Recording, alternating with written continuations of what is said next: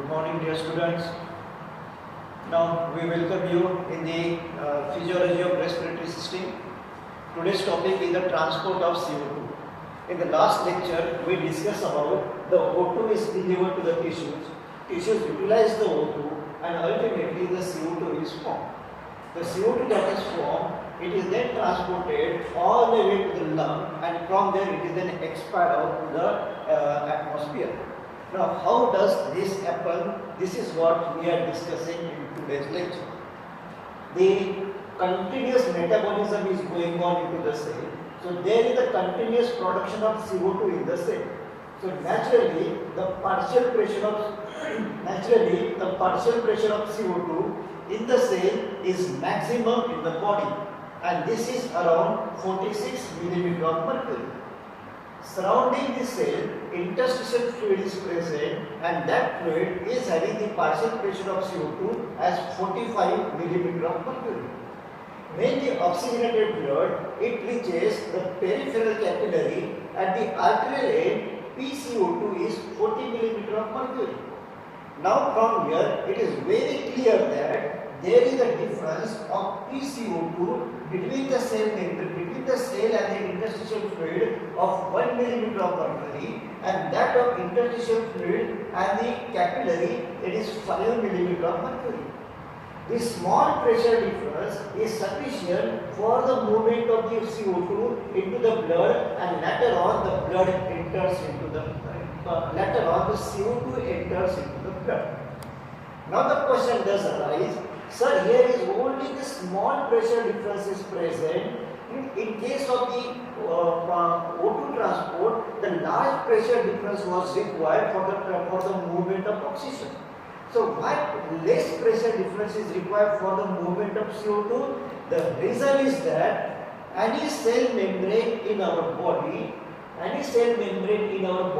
it is 20 times more permeable to CO2 than the O2, and that is why even the small difference of PCO2 is sufficient for the movement of CO2 into the across the cell membrane.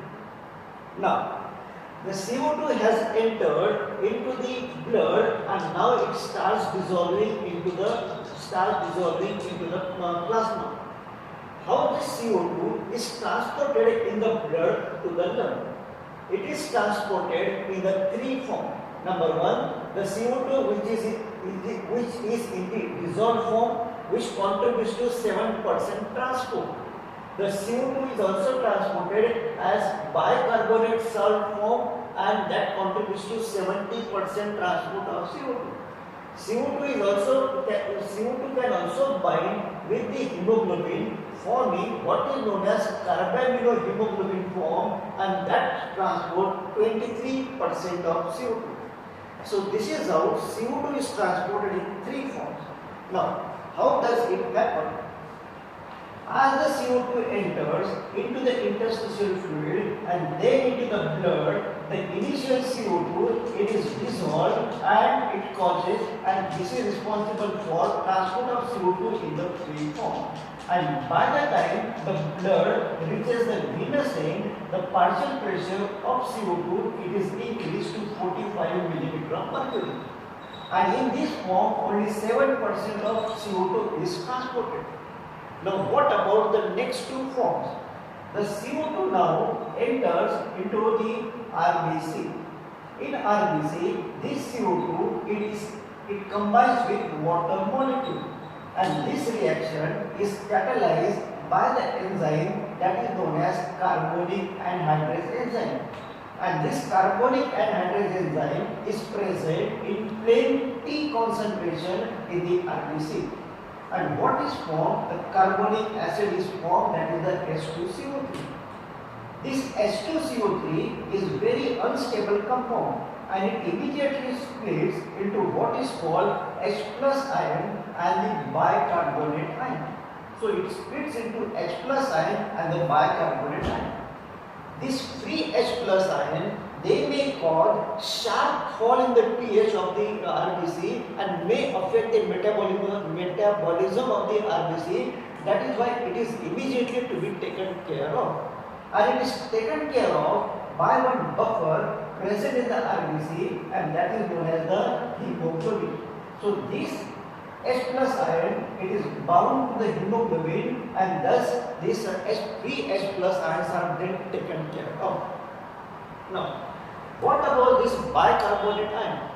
Bicarbonate ion, as the concentration of bicarbonate ion inside goes on increasing, this bicarbonate ion, it combines with one transporter that is present in the membrane of RBC. The name of this transporter is bicarbonate chloride transporter. It is also known as band 3. Band 3. This transporter is having binding site for the bicarbonate ion on one end and binding site for chloride on the other end. This bicarbonate now combines with the binding site for the bicarbonate on this transporter, and on the other side, binding site is occupied by what is called the chloride ions. Now the question does arise, how these chloride ions are formed now? The plasma contains a salt that is known as sodium chloride. Sodium chloride, it splits into chloride ions and the sodium ions. Chloride ions that are set free, now they are made available to this carrier protein. Now once both the sites are occupied, chloride ions go inside and bicarbonate ions, they come outside. Bicarbonate ions, now they come outside. These bicarbonate ions now combine with the free sodium ion that are available, and they form what is called the sodium bicarbonate salt. And in this form, around 70% of CO2 is transported in the blood. Now, in place of bicarbonate, what has entered in? The chloride has entered in. This process of shifting of chloride to the inside of RBC, it is known as chloride shift, or it is also known as Hamburger chloride shift. Now the question may be put, sir, why there is the necessity for shifting of this chloride to the inside of the RBC? The reason is that what is coming out, the negative charge bicarbonate ions are coming out. There is loss of negativity inside the RBC. To replenish that negativity, we are taking the negative charge ion inside the cell, and that is the chloride ion, so that the intracellular fluid is kept electrically neutral. This is the importance of what is called the chloride shift. Now, 7% is discussed, 70% is also discussed. What is left? The 23% transport is left. The CO2, remaining of the CO2, it combines with what is called the hemoglobin and form the loose and reversible compound that is known as carbaminohemoglobin. What it is called? It is called carbaminohemoglobin. And in this carbaminohemoglobin, CO2 transported, it is 23% of total CO2. Now, sir, oxygen is also combining with the hemoglobin. CO2 is also combining with the hemoglobin. What are their binding sites? So, to understand that, this is the molecule of hemoglobin. These are the 4 polypeptide chain, 2 alpha, 2 beta. And to every polypeptide chain, one heme molecule is attached. In this heme molecule, ferrous atom is present. And to this ferrous atom, the O2 is bound. And forming what is called the oxyhemoglobin. But the binding site of the CO2 in the hemoglobin, it is something different. It is not in the heme, but it is in the polypeptide chain, and where it is then combined. It combines with amino group or amine terminal of the polypeptide chain. That is why the compound that is formed, it is known as carbaminohemoglobin. So remember, both are combined to the hemoglobin, but their binding site at the hemoglobin, they are totally different. कितना समझ में आया? How these three forms are how these three forms of CO2 for the transport of CO2 they are developed.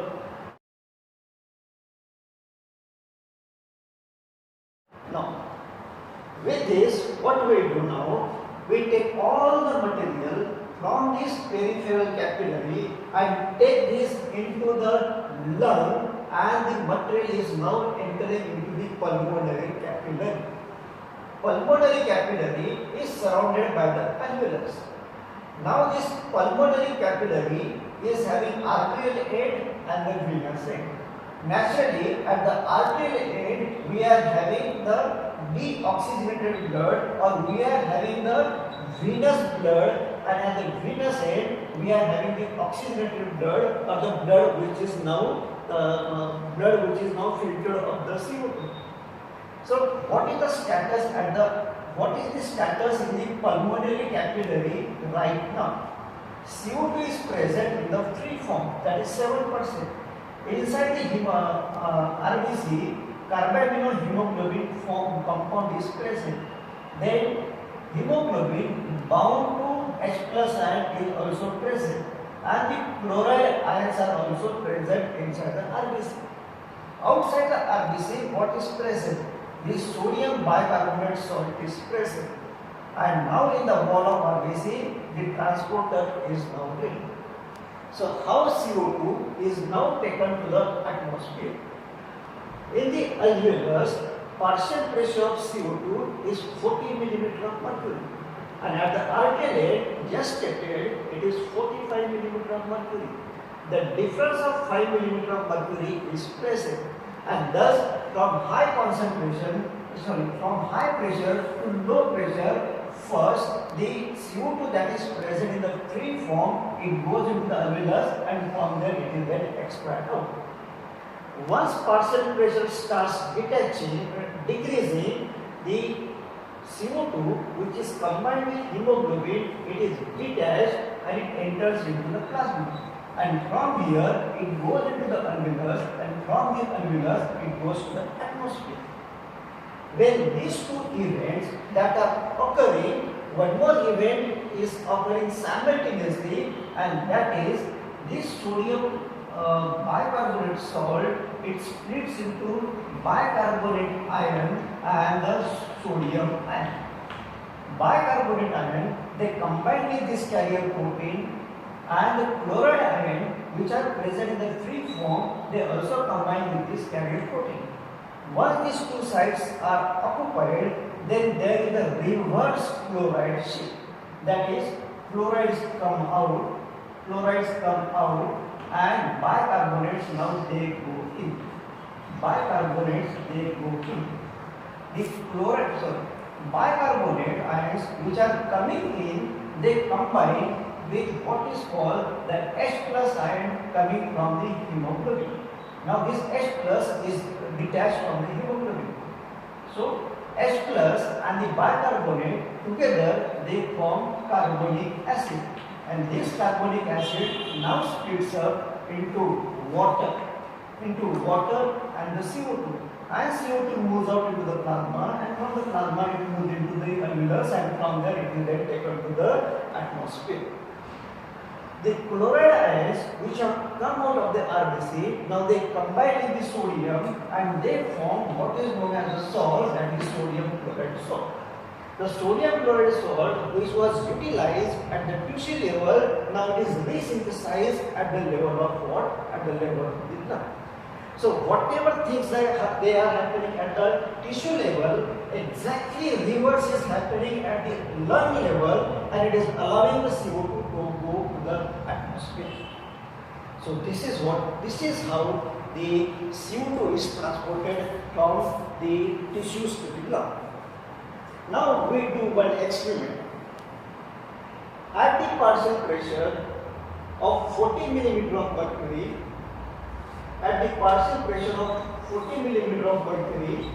how much CO2 is present in 100 ml of blood? So it is 48 ml of CO2 present in 100 ml of blood. When this blood it goes to the venous end, partial pressure, it increases to 45 millimeter of mercury.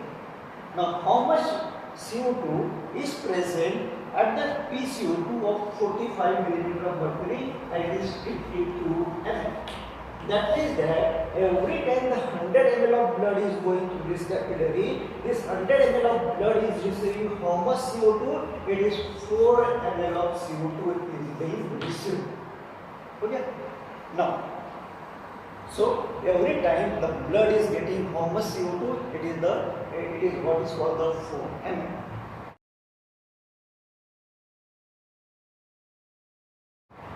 Now, here we discuss one effect, and the name of that effect is the Haldane effect.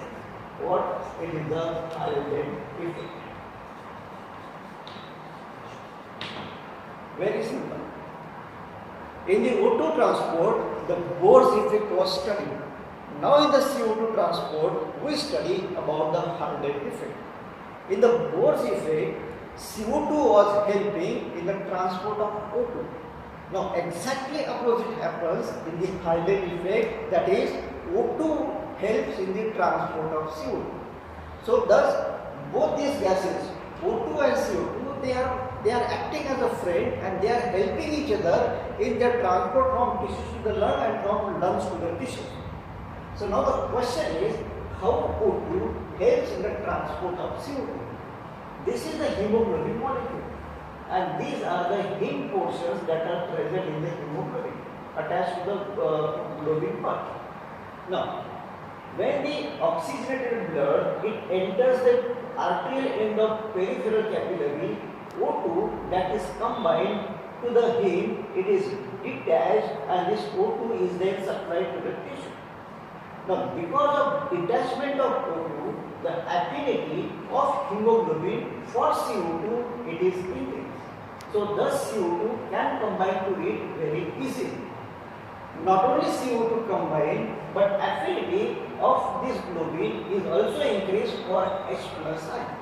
So thus there is easy formation of carboaminohemoglobin and easy formation of what is called the reduced hemoglobin. Okay. So the O2 is allowing the hemoglobin to take up more CO2 at the tissue level. When this reaches at what is called the alveolar level, the partial pressure of O2 in the alveolus, it is 104 millimeter of mercury. Now this alveolus, from this alveolus, O2 enters into the RBC. O2 combines with the heme part of the RBC. And once it combines with the heme part, the affinity of hemoglobin for O2 and H plus ion, it is decreased, and there is the easy release of CO2 and easy release of H plus ion, and thus that causes the release of CO2 into the alveoli and then to the atmosphere. So this is how O2 is helping in the transport of CO2. Now, Haldane effect is said to double the amount of CO2 transported. That is, O2 helps in double amount of CO2 to be transported. How it helps? CO2 has bound to the hemoglobin. Now at the alveolar end, supposing in the alveolus the partial pressure of oxygen is not 104 and it is say 40 millimeter of mercury. We know the partial pressure of oxygen at the arterial end of pulmonary capillary is also 40 millimeter of mercury. So there is no net diffusion of oxygen at the level of alveolus. No binding of sufficient binding of oxygen to the hemoglobin. So since oxygen is not binding to the hemoglobin, very small amount of CO2 will be released and ultimately a small amount will go to the atmosphere.